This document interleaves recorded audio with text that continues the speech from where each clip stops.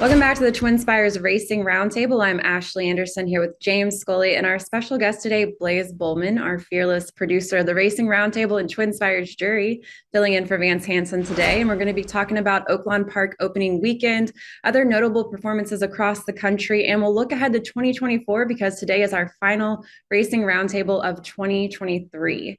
Blaise, it's good to see you on this side of the camera. I'll let you start things off today. We had opening weekend at Oaklawn Park. So what were your takeaways from opening weekend?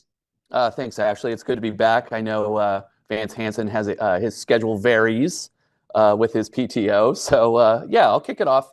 Oaklawn Park, great opening weekend. Just a two-day opener, Friday and Saturday. But catching my eye was Tejano Twist. This Chris Hartman trainee debuted in opening weekend on the Ring the Bell Stakes. Sprinting. He broke last from the gate, lagged behind the pace setters throughout, and until Chris Landeros went about 5 or 6 wide into the final turn to get him down the stretch to win by, I believe, about 5 lengths or so. This was something to me. I see a horse for the course. This horse has been on the board, or has never been off the board in 5 starts at Oaklawn, and is, basically, again, I'll repeat myself, a horse for course, and has most likely should be pointed towards the King Cotton sprinting race, the Whitmore, which was formerly the Hot Springs, and then eventually to the Count Fleet at the end of the meet. So Chris Hartman, as you'll get into, him and Brad Cox have been hot, but definitely this sprinter is a horse for course and someone to look out for in this Oaklawn Park winter meet. All right. And I'll be talking a little bit more about Chris Hartman as well. But James, what were your takeaways at Oaklawn? Well, I'm gonna mention Tejano Twist. I might be a little bit more bullish on him for the 2024 season than Blaise. I thought he really started to come on last winter at Oaklawn. And if you look at it, he ran a good third in the Grade 1 Churchill Downs Sprint in early May on the Derby undercard. I thought behind Cody's Wish. Wasn't only made a couple more starts. He was on the sidelines by July 1st. And what really caught my eye was that he came back off a 4-month freshening at the end of his 4-year-old season with a huge win at Churchill Downs. I thought he was impressive in that bet on Sunshine, winning it convincingly from off the pace. And he just moved forward off that race. Now, obviously, he likes Oaklawn. Blaise is correct. He's going to point for all those stakes and be probably the horse to beat in all of them.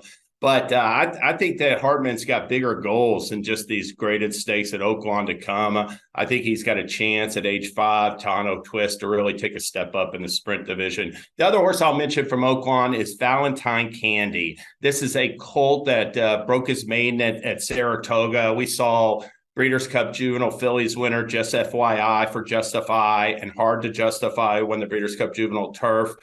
Phillies Turf. They both won on they broke their maiden at Saratoga. And Valentine Candy then dropped his next few starts after that. Well, he got back on track in the 5.5 furlong Advent Stakes. Thought it was a very sharp performance on the front end for Steve Asmussen. And one thing about Justify is he's a second-year sire in 2023. I just think he's poised for incredible success moving forward. His first Grade 1 winner this year at Stud was at 1.25 miles on turf. He's got sprinters, dirt routers. I think his offspring could do it all. So I came away impressed by both Tejano Twist and Valentine Candy, Ashley.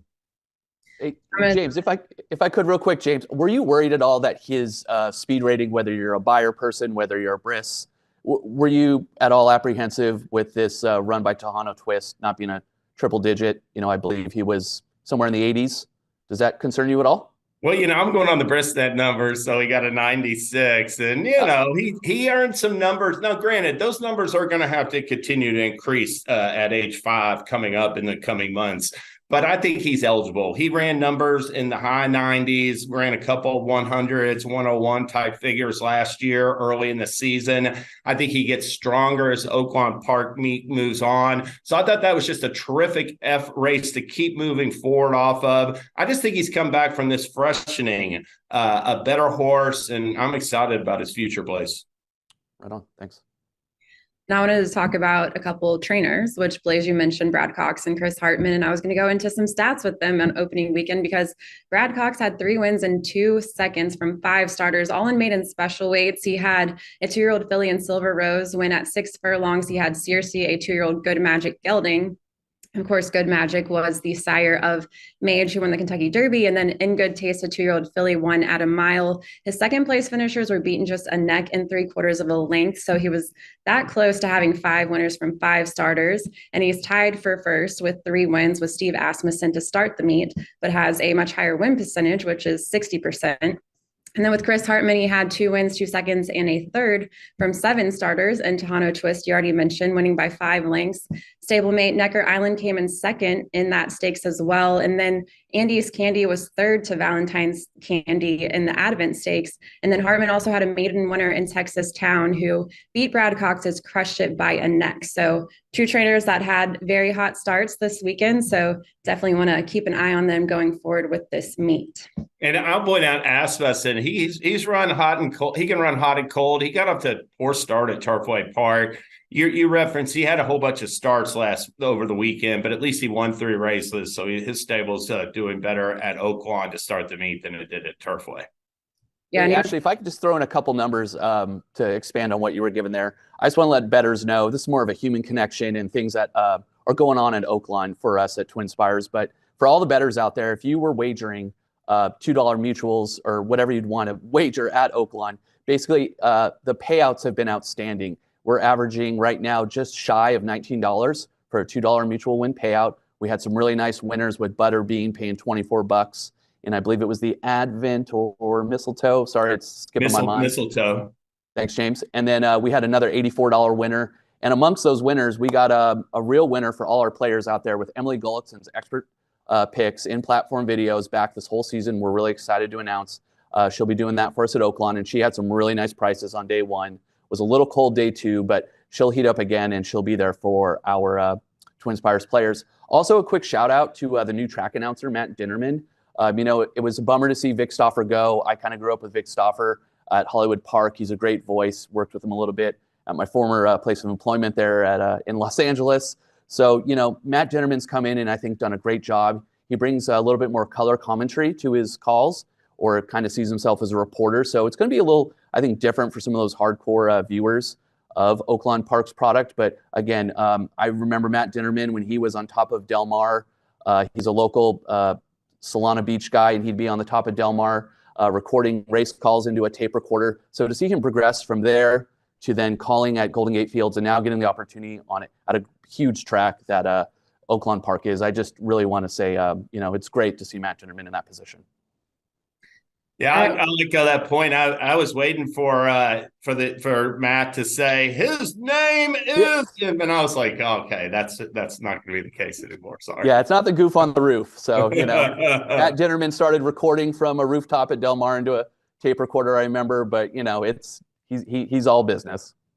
All right, well, let's move away from Oaklawn for a second and talk about other races across the country this week. So, James, what else caught your eye over the weekend? I'm going to mention Katish. She came back in the My Charmer Stakes and ran a really big race in her first start for Michael Stidham. This is a 4-year-old filly. She needed 5 starts to break her maiden before breaking through like a year and a half ago in the spring, and then raced sparingly in 2022 and only made 1 start this year. Back in May, ran second in a Woodbine allowance. So she was relatively lightly raced. She went through the Keeneland November, facing Tipton sale, sold for $445,000. She has all this residual value. Her dam is a grade 3 winner. She's a half sister to a stakes winner, a grade 1 runner up. But I thought that effort in the, she beat the odds-on favorite Muffy and Muffy. And I thought that that effort's real encouraging for her to keep improving at 5. And one thing that's interesting, taking a closer look at Katish, her sister is a half sister to a Japanese, multi-millionaire, accomplished stakes horse named Mozu Tornado. And that Mozu Super Flare. And Mozu Super Flare earned her first grade 1 victory as a 5-year-old. So there's some immediate pedigree, encouraging factors there that she can continue to get better as she gets older. In fact, I think all of her best races are in front of her. So I came away impressed with Katish and the My Charmer Stakes at Turfway, Blaise. Nice. That's, how do you say that again? Katish. Katish, thank you. All right. Yeah, my what else? I got a few here, and it's kind of going to open up not just our normal ho-hum racing, but First thing that caught my eye was HKIR night out at Shawton. We had early Sunday morning here on the East Coast. There was a really outstanding performance by an 8-year-old Golden 60 who was coming off a 224-day layoff, came back and won the Group 1 Hong Kong Mile for the 3rd time. This was a great story locally in Hong Kong with local Hong Kong jockey Vincent Ho aboard. And literally, if you watch the barrier draw, the horse drew gate post position 14, and the crowd gasped. I mean, you heard the gasps during the draw show. And what Vincent did for trainer Francis Liu in that last 2 furlongs, when he called on this 8-year-old, again, from a 224-day layoff for that turn of foot, exploded. I mean, just was a monster. Reminded me somewhat of an integration type run back there in the Prince Hill. I mean, just the turn of foot was outstanding. And for an 8-year-old, we don't see that much here in the States anymore. I can kind of recall, James, maybe you do too, Ben's Cat for King Leatherberry. He raced at 8 out there in the Maryland circuit. But to see an older horse perform at that level, at that stage, was just outstanding. And other horse that comes to mind for me in the quarter horse scene, which I'm about to get into, is B.H. Lisa's Boy. Is an outstanding horse that ran older. So, just a really, really nice story there out at Hong Kong. And then I'm going to get it real quick. I got to do this just because it's where I'm born and raised from. But Los Alamitos last weekend had a great, outstanding card for the quarter horse scene. It was the Champion of Champions on Saturday, and that was won by, it was the 52nd running of the Champion of Champions, and it was won by a horse named Flashback. Went off at 9-1 odds. Last year in the Champion of Champions finished 2nd to AQHA and the Champion of Champion Impressium.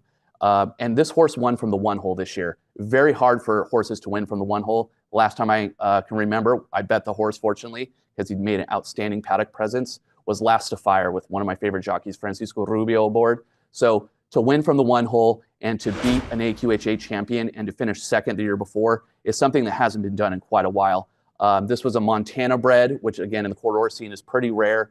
This horse faced a 15-mile-an-hour headwind and still won.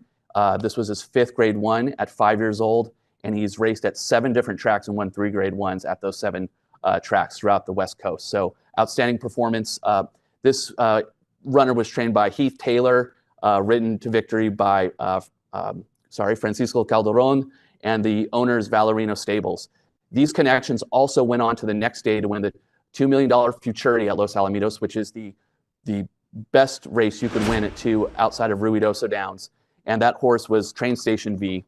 Train Station V went off as your 40-cent favorite, broke from the gate prematurely before, and actually had to go be reloaded behind. The jockey Francisco Calderon thought the race already happened. And again, to get a 2-year-old horse, a quarter horse that are so geared up, broke from the gate, had to be geared down, brought back around, loaded up, and to win the way he did in impressive fashion, because he was bumped 3 times throughout the race. And I mean, after 100 yards of that race, Train Station V won. A really nice story. Again, the same connections that won the Champion of Champions. And what's even cooler is jockey Francisco Calderon used to watch the quarters back in the day when I would be there producing it. And he grew up watching Los Al racing. He really wished his family could be there. He actually set a all-time AQHA season earnings just shy of $7 million. So this is something from a kid who used to just watch the quarters at nighttime and put a little saddle on top of his laundry basket and pretend to ride. It's just a really nice, organic story for a local Latino boy from the area. So that's what definitely caught my eye on the quarter horse scene and across the pond in Hong Kong.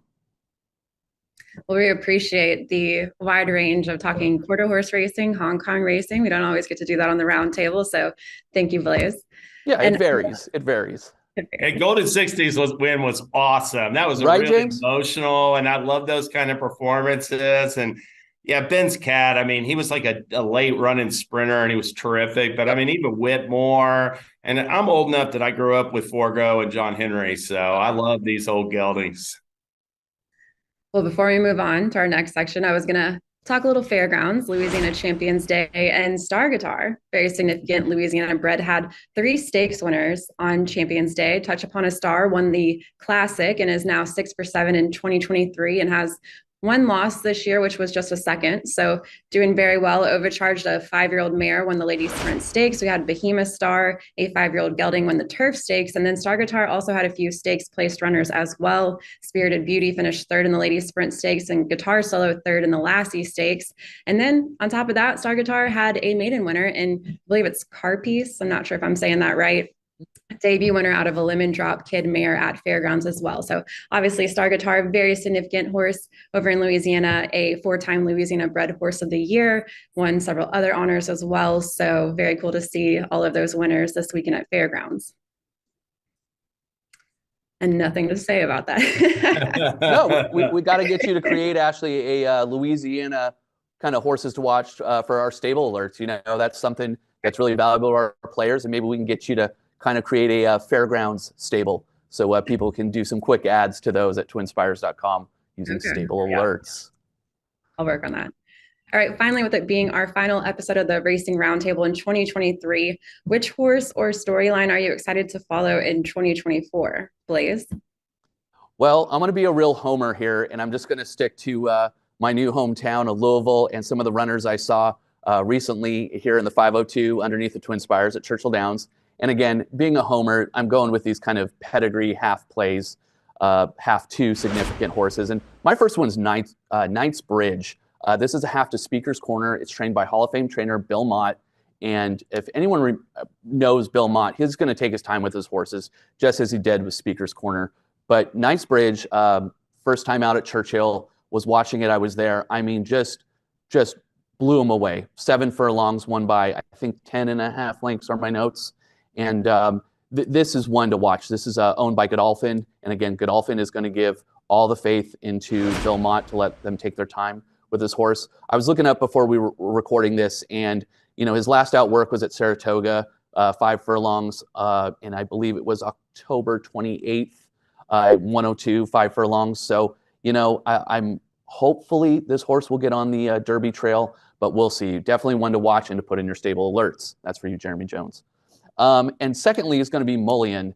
This Brad Cox trainee, second time out at Churchill Downs, won by 10 lengths as well, in hand with Florent Giroux. And actually, its second race was at a mile. And this was a very impressive win. This horse is a half to Mandaloon. We all know the story of Mandaloon, Kentucky Derby winner. But this horse recently breezed at Churchill Downs December 7th, so about 5 days ago, 4 furlongs in 49 flat. So one I'm definitely going to watch again. Homer play here, Brad Cox, a Bill Mott horse, halves to major significant runners. Yeah, that's it, Ashley. Yeah, and I think Knightsbridge closed at 19-1 in the second pool for the Kentucky Derby wager. So yes. To watch. I don't think, how do you say it? Mullion? Mullion? Yes. Mullion. I don't think he quite made it onto that pool, but maybe pool 3. I'll be licking my chops for the next one. And Knightsbridge ran on the Breeders' Cup Friday undercard, you know, at Churchill Downs on the Breeders' Cup Friday. So some people might have missed that performance, but definitely won. I bet a few bucks on him in pool 2. I even bet Parchment Party is stablemate for Mott and a couple other horses. And, you know, for me, what I'm most looking forward to is Kentucky Derby 150. I think it's going to be, it's so anticipated. I think it's going to be a celebration. The Kentucky Derby is my beat. I spend a lot of time analyzing, writing about it, following it. One thing that gets me excited also a little bit about this year is that it is about the horses. And my takeaway last fall was, hey, these are a nice group of 2-year-olds, but Forte got a 95 speed rating for winning the Breeders' Futurity, and he got a 100 speed rating for winning the Breeders' Cup Juvenile. Those are among the slowest numbers you're going to see for a champion 2-year-old coming into his championship 3-year-old season. Fierceness ran faster, breaking his maiden first time out. Then Forte did it too. He got a 101 number. Fierceness got a 112 speed rating for winning the Breeders' Cup Juvenile. I think numbers are way up this year from last year. I think we're going to have a much better crop of 3-year-olds. in these upcoming Kentucky Derby preps, and hopefully in the first Saturday in May and the first leg of the Triple Crown. The other horse I want to mention is Integration. Blaise mentioned him real quick earlier. This is a quality road colt trained by Shug McGahee, who's trained multiple turf champions, who is out of a Grade 1 winning turf mare, Harmonize. And I think he caught Connections by surprise. He didn't debut until August. He won by 6 lengths at first asking, but he was nearly 7-1 in the Virginia Derby, and he blew past Program Trading, who's a multiple Grade 1 winner and just recorded a real nice win in the Hollywood Derby. That was a nice win at second asking. He came back in that Grade 2 Hill Prince off of a little bit of a couple months off and continued to move forward. Integration has to keep advancing, has to keep progressing. But based on what I've seen so far, he's one of the most exciting U.S.-based turf horses I've seen in a long, long time, Ashley. Ashley, sorry to interrupt. James, do we know where that horse is going to spend its winter being a North American turf runner? Is it going to go down to Florida, or does he get some time off? He's undoubtedly going to go to Florida, and it'll be interesting to see where Shug points him, because now that he's won back-to-back stakes, I don't see why the Pegasus World Cup turf would be off the table for him. That race was won by a tone last year, so you catch a field like that, I don't see any reason why he wouldn't be the favorite and the horse to beat. Thanks. Well, James, I'm curious, and Blaise too, because Blaise are all about those half brothers, but no one mentioned Dornoch, full brother to Mage. Actually, we've busted your chops enough here in the office, and I thought I'd lay off the Dornoch since he was your fade a couple weeks ago. But yeah, I heard a nice interview with Danny Gargan on Steve Bick's radio show, and I don't think, James, unless you know, there's not a plan yet of where Dornoch's going, but Danny Gargan did talk about Dornoch a wee bit and didn't have anything really to say. He's mentioned the Withers, and that race would enable him to stay at 1 1/8 in February at Aqueduct.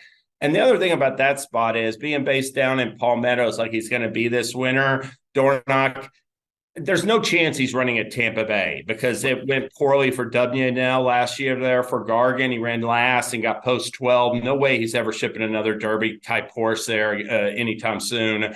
And he would have to come back against Fierceness in the at 1 1/16 in the Fountain of Youth, theoretically. Okay. So I wouldn't be surprised if Gargan went Withers and then either Wood Memorial or Bluegrass or some other final prep. Well, James, you already mentioned Fierceness. That's a horse that I'm excited to watch, and one that, after he won by more than 11 lengths, I really liked this horse, and then I wrote him off after the Champagne, and I talk about it all the time. I regret not betting him at 16-1 in the Breeders' Cup Juvenile. I'm very curious to see how he performs in 2024, if we're going to get more consistency or maybe another, dud of a performance like the Champagne. And then there's the Wine Steward. I've been following Vino Rosso in his first crop sire year, and the Wine Steward was a horse that was going to race in the Breeders' Cup Juvenile, but scratched. And before that, he had won his first 3 starts and then was beaten just a half length to Locked in the Breeders' Futurity at Keeneland. So I really liked him he had drawn the rail post. He was 8-1 in the Breeders' Cup Juvenile. Don't know what, we really won't ever know what would have happened, but I think he had a shot there. So I'm interested to see where he runs next. And I think he could be a contender. He doesn't have that triple digit Bristnet speed figure like you were talking, James. His best is a 97, but he's only stretched out beyond 6 furlongs once. So we'll see if he can improve off of that last performance in the Breeders' Futurity. And then Noted is another Todd Pletcher runner who we just saw win on turf in the Pulpit Stakes this past weekend. And he had raced on turf his first 2 starts. Then he won the Sapling Stakes on dirt and then went back to turf, was just a nose second the Bourbon, Grade 2 Bourbon at Keeneland. And then, was last in the Breeders' Cup Juvenile. Todd Pletcher said that dirt's not out of the question next year. I think we will see him on dirt again, but I think turf is his best surface, and he had a career best 88 Bristnet speed figure this past weekend on turf. So a turf horse for me to watch going forward in 2024. And a horse like Noted, to me, we'll see how his next couple races or next race goes, but he's got the Jeff Ruby Stakes like penciled all over him, because that race is on synthetic. That race has produced the winner and the runner-up the last 2 years in the Kentucky Derby. So it's definitely risen in profile. But I think that would be a good spot if you were thinking about maybe, because one thing about Churchill Downs and great John Asher always used to say, that main track can play kind of horses that have a little bit of a turf foot to them. Blaise, any final thoughts before we end the show? No, I just want to know, what's everyone doing for the holidays? James, I'll start with you. You do anything special? Going anywhere? Nope, just gonna be buckling down, following horse racing. I mean, on Boxing Day, I'll be following horse racing, and so I'll be doing some handicapping over next weekend. With the Christmas being on Monday, it's a little bit of an odd timing where we're gonna have a big weekend of sports right before it. I feel you. Yeah, it'll be a big weekend, English Premier League, about 60 games or so over the holiday weekend there, so that'll be fun, yeah. And sorry, I'm just going to brag. I'll be in Brazil. I leave Thursday, so you guys have fun here in the cold. I'll be in nice 90-degree weather. Is that what is that? Is that the Copacabana, or what do you go down there? Copacabana? No, I'll be a little somewhere north of that, more towards the equator, making myself nice and red, and hopefully not, producing any basal cell skin cancer that I don't need anymore. But yeah, that's it. Just wanted to brag. What about you, Ashley? Where are you headed to do? I'm staying here, though. I might call an audible because bucket list item for me has always been to go to an NBA Christmas game, or now NFL. There's an option too. So there's some good ones out west this Christmas. So who knows? I've traveled a lot this year. Why not throw in one more trip? We'll see if it happens. I thought you'd be going to New York again, yeah, to go visit Dornock. Okay, cool. Right on. Merry Christmas to you guys. Happy holidays to all our shareholders. Thanks for joining us. We'll be back on Thursday with more best bets and fades, and we'll see you in 2024 for our next racing roundtable.